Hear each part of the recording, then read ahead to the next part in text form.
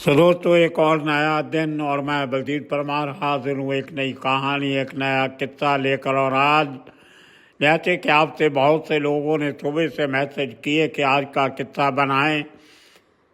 मुंबई में हुए बहुत ही बड़े पुराने कांग्रेस के नेता और अब एनसीपी के लीडर बाबा सिद्दीकी की हत्या के ऊपर। तो आपकी बात मान लेते हैं दोस्तों। बाबा सिद्दीकी को मैं पिछले तकरीबन 4 दशकों से बहुत अच्छी तरह जानता था। बहुत बार हमारी बात भी होती रहती थी, मुलाकात भी होती रहती थी, और मैं उनके शुरुआती दिनों से जानता था जब उन्होंने कांग्रेस पार्टी में काम वर्कर की तरह काम करना शुरू किया। तब से हमारे अखबारों के दफ्तरों में बाबा सिद्दीकी और उनके साथ काम करने वाले यंगस्टर का जथा जो था, जिनमें बहुत से लोग बाद में बड़े बड़े नेता बन गए, गुरुदास कामत, सुरेश शेट्टी, बलदेव कोता, अमरजीत मिन्हास, भूपेंद्र गुप्ता, राजा गुप्ता, ये सब लोग साथ में काम करते थे। और हम उम्र से कोई 2-4 साल बड़ा होगा, कोई 2-4 साल छोटा होगा, लेकिन काम साथ में करते थे मिलजुल के। तो वो ज़माना था जब पॉलिटिकल पार्टी और बड़े लीडर अपनी खबरों का एक लेटर बना के अखबारों में भेजा करते थे, साइकिल स्टाइल करा के, और उनके ये वर्कर हर ऑफिस में जाके न्यूज़पेपर के वो चिट्ठी दे के आते थे और खबरें लगती थी। उन्हीं दिनों में मेरी इन सब यंगस्टर से दोस्ती हुई जो आज तक जारी है। एक दूसरे के शादी ब्याह में जाना, खुशी गमी में जाना, फंक्शन में, पार्टीज में, ये हमारा लगा रहता है। तो और सबके साथ आज तक दोस्ती है, किसी से कोई रिश्ता खराब नहीं हुआ।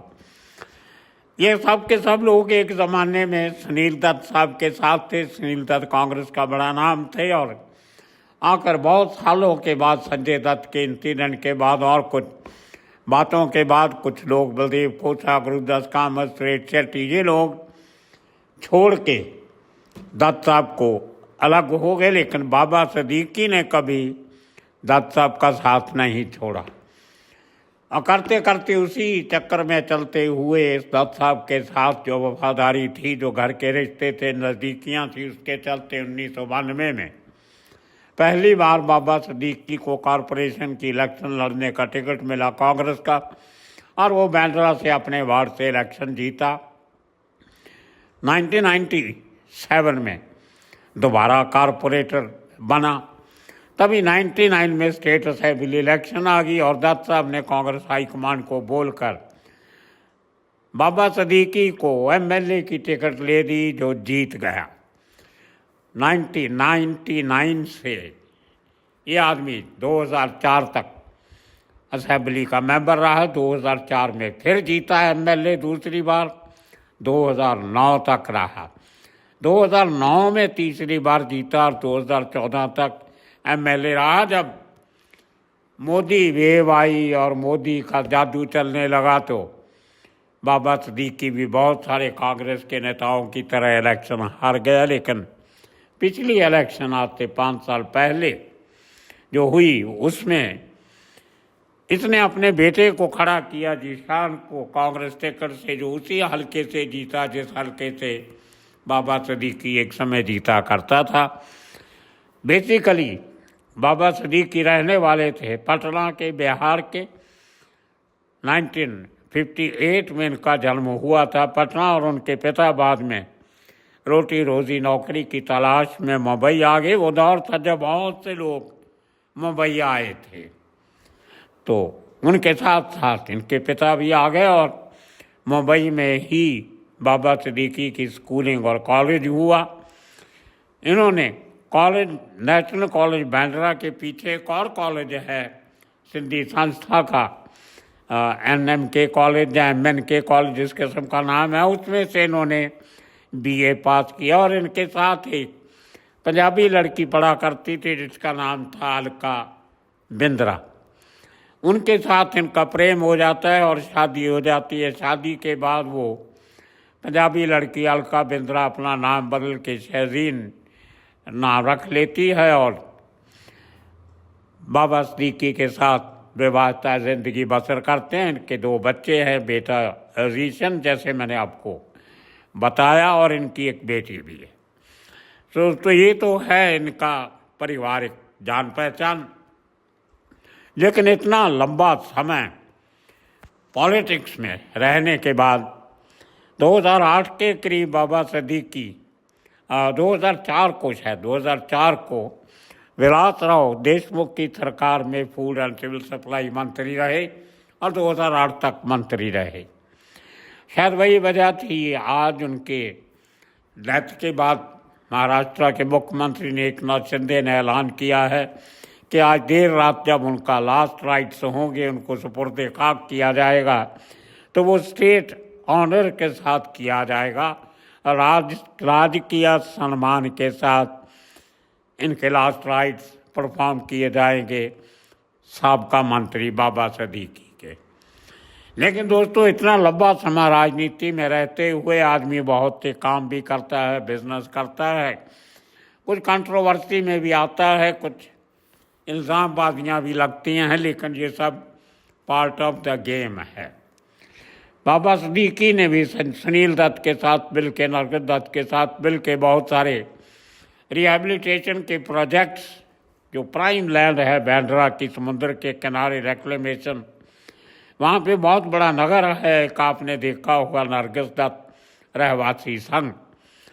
उसका बाद में एक ट्रस्ट भी बना और उसके ज़रिए उनको पक्के घर बना के दिए गए वहाँ, जहाँ पे एक समय पे बहुत जौसलन झोपड़े हुआ करते थे, उनको सीधी लाइन में घर बना के उस सब झोपड़पट्टी वालों को रहने का बंदोबस्त अच्छा किया गया। और अब उनको नए सिरे से रिहैबिलिटेट करने के लिए श्रम रिहैबिलिटेशन जो अथॉरिटी है महाराष्ट्र की SRA, उसके नीचे वहाँ बड़े बड़े बिल्डिंगें और टावर बनाने की योजना चल रही थी कई सालों से। आज के दिन में वो अकेला प्रोजेक्ट 400 करोड़ का है। कहा जाता है कि इतने लंबे समय में बाबा सिद्दीकी ने अपने भी बहुत से काम शुरू किए, काफ़ी सारे प्लॉट डेवलप किए, बिल्डर भी बन गए, इधर उधर पैसा इन्वेस्ट भी किया प्रॉपर्टी में और दूसरे कामों में। तो पैसे से पैसा आगे और बनता है। कहते हैं ज़िंदगी में पहला 5 करोड़ कमाना बहुत मुश्किल होता है, लेकिन जब पहला 5 करोड़ बन जाए तो कब वो 50 का 500 का 5000 बनता है तो पता नहीं चलता। कुछ इसी तरह बाबा सिद्दीकी के साथ भी हुआ। चंद सालों में उन्होंने भी हज़ारों करोड़ का बिजनेस कर लिया, प्रॉपर्टी बना ली, प्रोजेक्ट्स बना लिए, कमाया भी। लेकिन लोगों की निगाह में आ जाता है अंडरवर्ल्ड और ये सब लोगों के साथ उठना बैठना तो था, उसके साथ साथ जब पैसा आया, शोहरत मिली, पॉलिटिकल पावर थी, तो शो बिजनेस में बॉलीवुड में इनके बहुत से एक्टर एक्ट्रेसेस के साथ रिश्ते बन गए, दोस्तियाँ हो गई। वो दौर था जब पॉलिटिकल पार्टीज ईद के दिन डिनर और इफ्तार के पार्टीज रखा करते थे, इफ्तारियाँ चलती थी। तो वो पार्टीज में बहुत ज़्यादा जो हिस्सा था वो सुनील दत्त साहब मेंबर पार्लियामेंट का हुआ करता था। इफ्तार पार्टीज, रोज़ा खोलना या उसके साथ ईद की मनाने की सेलिब्रेशंस जो होती थी वो करनी, और उसमें सारा काम तकरीबन बाबा सिद्दीकी किया करते थे। उसके साथ साथ सुनील दत्त साहब के इंतकाल के बाद बाबा सिद्दीकी ने खुद वो इफ्तार पार्टीज़ का सिलसिला जारी रखा, जिससे पॉलिटिशियन के अलावा बड़े बिजनेसमैन और बॉलीवुड के सितारे शामिल होते थे। और उसी के चलते चलते इनकी सलमान खान के साथ नज़दीकियाँ बढ़ गई। पड़ोसी भी थे, बांद्रा में रहते हैं दोनों। फिर शाहरुख खान वहाँ पे रहने आ गया तो उससे दोस्ती हो गई। लेकिन बीच में शाहरुख खान और सलमान में कुछ मनमुटाव था, उसको दूर करवाने का सेहरा भी बाबा सिद्दीकी को जाता है। अपने घर पे एक बार दोनों को ईद या इफ्तार की पार्टी में बनाया और दोनों को हाथ मिला के गले मिला दिया, तो उनकी दोस्ती दोबारा से कायम हो गई। तो उसके चलते चलते सुनील दत्त खानदान से तो इनके घर के रिश्ते थे। संजय दत्त हुआ, जो उनकी बहन प्रिया दत्त हुई, नम्रता हुई, जायज़ किस्म के बाकी इनके रिश्तेदार और दत्त साहब के जितने करीबी थे फिल्म इंडस्ट्री में, उन सब के साथ बाबा सिद्दीकी के अच्छे रिश्ते चलते रहे। और अब जिंदगी के इस पड़ाव में जब उम्र 66 ईयर्स हो गई तो आदमी थोड़ा सा कुछ आराम करने में जब अपने काम धंधे पे कंसंट्रेट करने की कोशिश करता है तो वही काम बाबा सिद्दीकी ने शुरू किया। बीच में कुछ इनकम टैक्स की रेड हुई, कुछ ईडी का नोटिस वोटिस आते रहते हैं, कुछ करते हैं, और बीच में अंडरवर्ल्ड की तरफ से जो धमकियां आती हैं हर पैसे वाले को आती हैं आजकल तो बाबा सिद्दीकी को भी आने लगी। उन्होंने भी सोचा कि अब इतना प्रेशर जो काम का भी है और धमकियों वजह से तो और कुछ सरकारी एजेंसियों का खतरा, उन्होंने अपनी सेफ्टी सिक्योरिटी के लिए 40 साल से जिस कांग्रेस पार्टी की सेवा की थी उसको छोड़ के एनसीपी, नेशनलिस्ट कांग्रेस पार्टी, जो एक ज़माने में कांग्रेस का ही हिस्सा थी, बाबा सिद्दीकी काफ़ी करीबी रहे थे शरद पवार के, लेकिन बाद में जब महाराष्ट्र में पावर इक्वेशन चेंज हुई तो एनसीपी के दो टुकड़े हो गए। एक हिस्से को लेके शरद पवार का भतीजा वो अलग हो जाता है, अजीत पवार, और दूसरी तरफ शिवसेना दो फाड़ होती है तो एक हिस्से, बड़े हिस्से को लेके एकनाथ शिंदे अलग हो जाता है और बीजेपी के साथ मिलके ये दोनों सरकार बना लेते हैं। पुराने बीजेपी के मुख्यमंत्री जो पहले ठाकरे के साथ मिलकर सरकार चलाते थे वो डिप्टी चीफ मिनिस्टर बन जाते हैं और होम डिपार्टमेंट उनके पास आ जाता है देवेंद्र फडणवीस, और एकनाथ शिंदे मुख्यमंत्री और अजीत पवार दूसरे उप मुख्यमंत्री, डिप्टी चीफ मिनिस्टर। तो अब जब बाबा सिद्दीकी ने अजीत पवार का दामन पकड़ा तो उसके पीछे मकसद ये था कि एक तो ये बदमाशों की जो धमकियां मिलती है उसके लिए काफ़ी सारे एक फैसिलिटी मिल जाती है जब आप सरकार का हिस्सा होते हो। जानते तो थे पुराने एक दूसरे को, लेकिन अब पार्टी एक हो गई तो डिप्टी चीफ मिनिस्टर का साथ, दोस्ती, तो सिक्योरिटी लगता है कि अब अंडरवर्ल्ड की धमकियां बंद हो जाएंगी। सिक्योरिटी पर्सनल जो हैं रक्षा करने वाले वो अच्छे मिल जाएंगे। हालांकि पिछले 20-25 साल से बाबा सिद्दीकी के पास मैं देख रहा हूँ काफ़ी बड़ी सिक्योरिटी रही है। पहले 2-3 गनमैन हुआ करते थे कार्बाइन वाले, उसके बाद में जब Y+ सिक्योरिटी दी गई तो 7-8 हथियारधारी पुलिस वाले इनके साथ हर समय रहते थे। अब मुझे हैरानी इस बात की होती है कि जिस सेफ्टी और सिक्योरिटी को लेके बीजेपी के साथ मिलके एनसीपी में शामिल हुए कि ईडी, वीडी, इनकम टैक्स वगैरह, सीबीआई से कुछ छुटकारा मिलेगा, वो तो मिल गया, लेकिन अंडरवर्ल्ड को शायद ये बातें सब रास नहीं आती। अब इसके साथ दूसरा एक नैरेटिव जो क्रिएट करने की कोशिश की जा रही है मीडिया की तरफ से और थोड़ा सा मुंबई पुलिस की तरफ से भी, जो उनको सूट करता है, जो उनके फार्मूले में फिट बैठता है कि बाबा सिद्दीकी को मारा गया इसलिए कि वो सलमान खान का दोस्त था। एक लॉरेंस बिश्नोई का खास आदमी है जो आजकल जिम्मेदारी लेता है हर कांड की, उसका नाम है रोहित गोदारा। उसने एक पहले किसी और केस के सिलसिले में, सलमान खान के सिलसिले में, एक सोशल मीडिया पे पोस्ट डाली थी, फेसबुक पे, टेलीग्राम पे, इधर उधर, कि जो आदमी सलमान साहब के साथ खड़ा होगा हम उसका भी सब सिखाएंगे, सलमान का दोस्त हमारा दुश्मन, इस किस्म की बातें।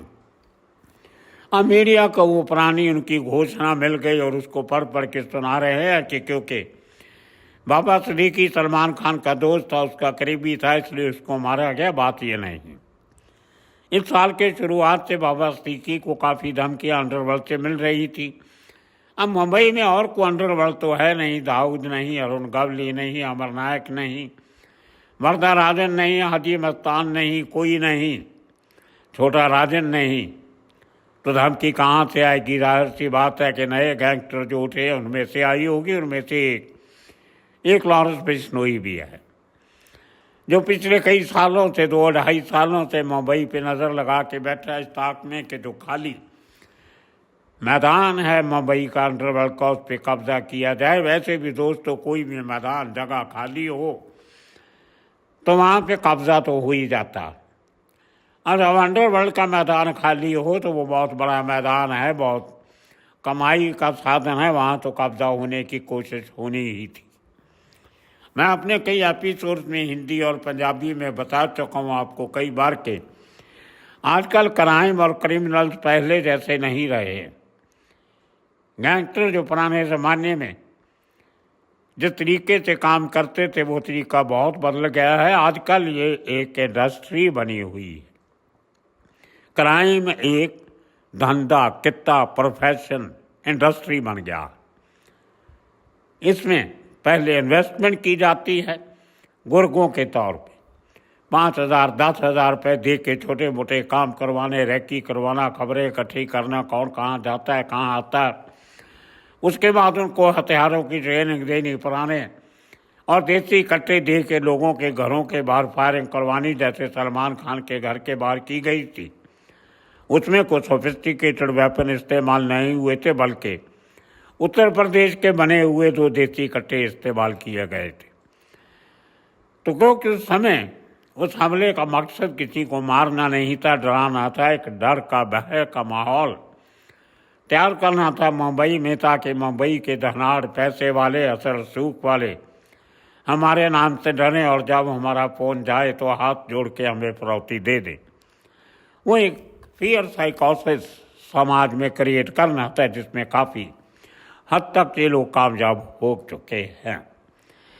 तो उसी तरह से बाबा सिद्दीकी को धमकियाँ मिलने लगी कि बड़ा अमाउंट मांगा गया होगा, लेकिन बाबा सिद्दीकी दुनिया को बहुत अच्छी तरह जानता था, हर किस्म के लोगों से वास्ता पड़ता था, डेयरिंग भी था। उसने देने से इनकार कर दिया, लेकिन रूलिंग पार्टी के साथ मिल के उसको लगा था कि अब शायद अंडरवर्ल्ड उसके ऊपर हमला नहीं करेगा, लेकिन हो गया। अब इसमें सलमान खान की दोस्ती तो बहुत लोगों से है, किस किस को ये गैंगस्टर मारेंगे। उसकी दोस्ती तो 25-30 लोगों से खास दोस्ती है। उसके अपने रिश्तेदार हैं, भाई संबंधी हैं, उसके प्रोड्यूसर्स हैं, उसके म्यूजिक डायरेक्टर दोस्त हैं, सिंगर दोस्त हैं, एक्टर दोस्त हैं, सब दोस्त हैं। तो क्या सबको मार दिया जाएगा? उनमें सब बहुत अमीर लोग भी हैं, कोई गरीब नहीं है। बाबा सिद्दीकी जैसे गरीब अमीर नहीं होंगे कोई बात नहीं, लेकिन फिर भी बहुत अमीर है। तो बात तो दोस्तों इतनी है कि जो भी कुछ होगा अंदर का तेजा सिर्फ ये कि एक सॉफ्ट टारगेट मिल गया कि इसको मारो, ताकि हमारा दबदबा मुंबई में कायम हो जाए। जो अंडरवर्ल्ड का फील्ड खाली पड़ा है उस पर हमारा कब्जा मजबूत हो जाए।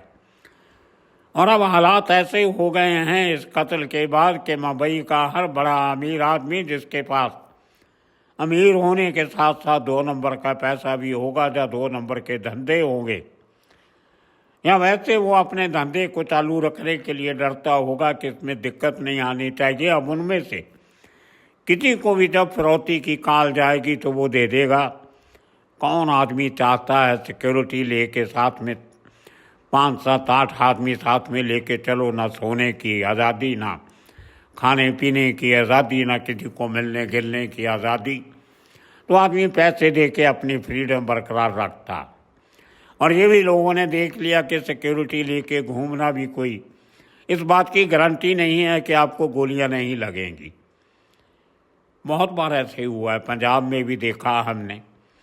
जिन लोगों को सिक्योरिटी मिली होती है, 7-7, 8-8 हथियारबंद लोग चारों तरफ खड़े हैं, और अकेला एक आदमी आता है और उस लीडर को मार के चला जाता है।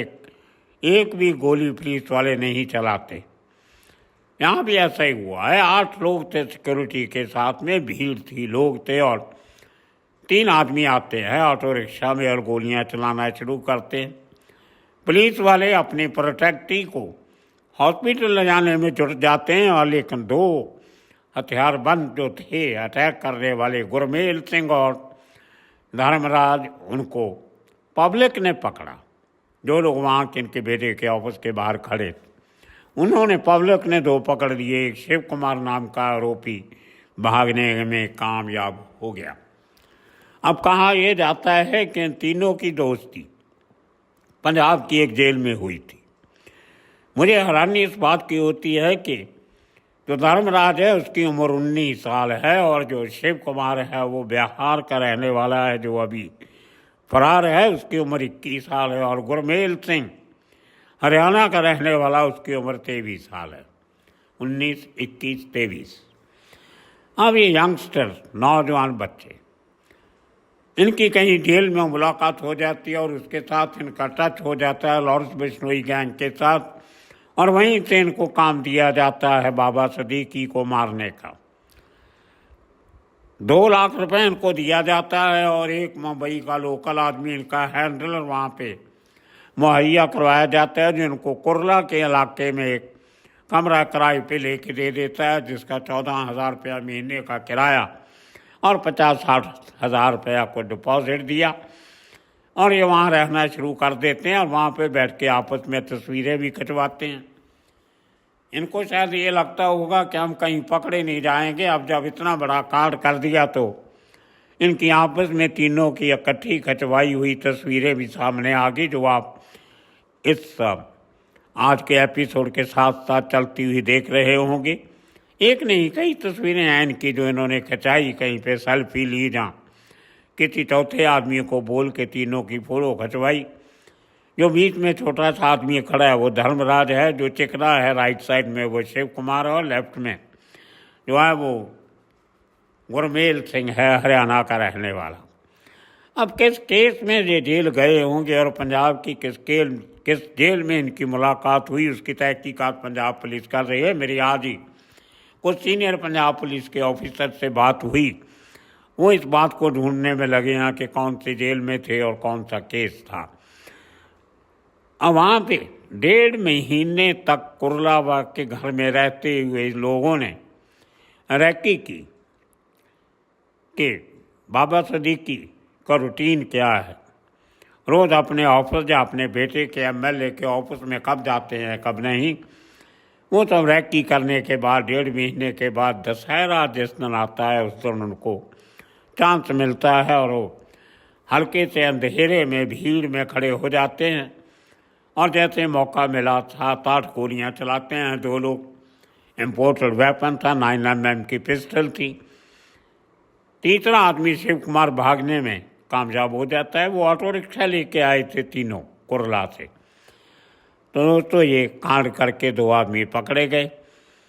अब बात यह है कि महाराष्ट्र पुलिस चाहेगी लॉरेंस बिश्नोई की इंटेरोगेशन करनी कस्टडी में ला के, लेकिन वो संभव नहीं है, क्योंकि होम मिनिस्ट्री दिल्ली ने, सेंटर की होम मिनिस्ट्री जो अमित शाह जी के पास है, उन्होंने एक नोटिफिकेशन निकाल रखी है, रेजोल्यूशन निकाल रखा है कि लॉरेंस बिश्नोई को साबरमती जेल से बाहर नहीं निकाला जा सकता। किसी भी कोर्ट केस में कहीं भी उसका कोई रिमांड हो, प्रोडक्शन वारंट हो, जहाँ कुछ भी उसको जेल से बाहर नहीं निकलेगा। वो ऑर्डर पिछले साल जून में पास हुआ था, इस साल जून में ख़त्म हो गया। उसके बाद नया ऑर्डर शायद फिर निकाला गया। तो अब महाराष्ट्र पुलिस जेल में जाके तो लॉरेंस बिश्नोई से बात कर सकते हैं, लेकिन लॉरेंस बिश्नोई को अरेस्ट करके इस केस में पूछताछ के लिए मुंबई नहीं ला सकती, अपनी कस्टडी में नहीं ला सकती। अब क्यों इस किस्म के खतरनाक अपराधी को इस तरीके से जेल में एक तरह से प्रोडक्शन दे रखी है दूसरी पुलिस फोर्सेस से, या तो इतना उसके ऊपर पाबंदी रखो कि वो मोबाइल फ़ोन का इस्तेमाल ना कर सके। अब जेल में बैठ के तो लॉरेंस बिश्नोई की इंटरव्यू हो जाती है नेशनल टीवी चैनल पे, और आज तक ये पता नहीं चलता कि कार्रवाई किसने थी, कौन से पुलिस ऑफिसर थे जिन्होंने वो फेलिसिटेट किया। तो ऐसे हालात में महाराष्ट्र पुलिस, मुंबई पुलिस के पास क्या अल्टरनेटिव है कि लॉरेंस बिश्नोई से इस केस की तहकीकात कर सके। हो सकता है कि महाराष्ट्र सरकार हाई कोर्ट या सुप्रीम कोर्ट मूव करे कि वो पाबंदी जो लॉरेंस बिश्नोई को बाहर निकलने पे लगी है वो ख़त्म की जाए, ताकि हम उसको मुंबई ला के कस्टडियल इंटरोगेशन कर सकें। ये देखने वाली बात होगी। लेकिन फ़िलहाल मुंबई पुलिस ने 5 टीमें बनाई हैं। एक टीम बिहार के लिए रवाना हुई, दूसरी टीम उत्तर प्रदेश, तीसरी हरियाणा, चौथी पंजाब और 5वीं टीम शिव कुमार को ढूंढने में लगी। इसी बीच दिल्ली पुलिस के स्पेशल सेल की एक क्रैक टीम मुंबई पहुंच रही है, जिसने काफ़ी काम किया हुआ है लॉर्ड्स बिश्नोई गैंग की, पर वो महाराष्ट्र पुलिस मुंबई पुलिस की हेल्प करें।